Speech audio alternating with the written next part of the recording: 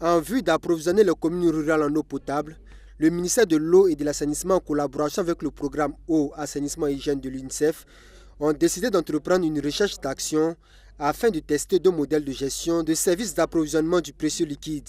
Donc ce projet est né d'un constat.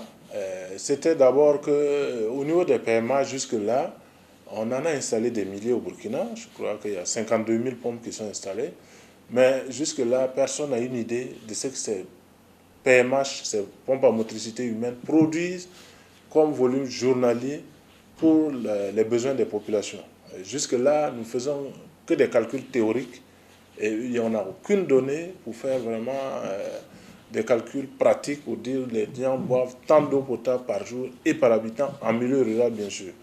Donc, devant ce constat, il était question donc, de trouver les outils et les moyens, depuis que le Burkina a mis en place le projet de la réforme, qui est le projet où c'est les privés qui devront un peu épauler l'État dans la gestion des ouvrages et infrastructures hydrauliques en milieu rural.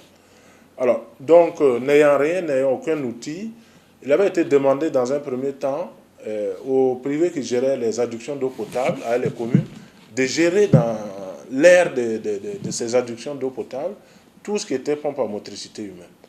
Alors, je pense que Vernier était l'un des premiers à s'engager sur cette voie au Sahel, où nous avons réalisé 7 AEPS et la gestion aussi derrière. Mais seulement quand il a s'agit de gérer les pompes à motricité humaine, on s'est rendu compte très vite qu'il n'y avait aucun outil pour vraiment suivre cette gestion-là de manière efficace. Alors, donc l'idée nous est venue de mettre au point une pompe de nouvelle génération pour pouvoir quantifier aussi les volumes d'eau qui sont prélevés au niveau de ces pompes à motricité humaine. C'est ainsi que le projet donc, Recherche Action sur les modèles de gestion durable des services d'eau potable en zone rurale, dans le cadre des partenariats publics-privés d'ailleurs, parce que nous avons conçu l'ingénierie. Cette visite, en quelque sorte, c'est pour voir les installations du projet Recherche-Action sur les modèles de prestations viables sur les systèmes d'approvisionnement en eau potable à travers le partenariat public-privé.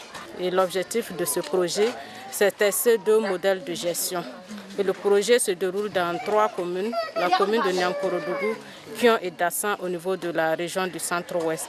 Et l'objectif principal à travers le test de ces deux modèles plutôt de gestion, c'est pouvoir déterminer un modèle de gestion qui assure la rentabilité financière de gestion des ouvrages et également une pérennité du service public de l'eau. Nous avons le partenaire Vernier Burkina qui est chargé de la gestion des infrastructures hydrauliques au niveau des 3 régions. Et c'est tout naturellement que les habitants reçoivent ce projet. Je suis très content du projet. Je remercie beaucoup le gouvernement. Bon, comme tout début est difficile, bon, quand le projet est venu nouvellement, donc, les gens ont trouvé ça très difficile. Alors que le projet est venu pour nous aider. Puisque je pense que on va commencer avec les sensibilisations. Je crois qu'ils vont comprendre. Donc, sans au début, ça a été très difficile. Reconnaissant aux donateurs, les bénéficiaires ont tout de même quelques doléances. Cette fontaine vient nous soulager parce qu'on se déplaçait à plus de 5 km à la recherche d'eau potable. Vraiment, on est très contents et nous remercions les autorités pour cette réalisation. Le projet Recherche-Action est mis en œuvre dans la région du centre-ouest et des Cascades. Il s'étend sur une période de 24 mois.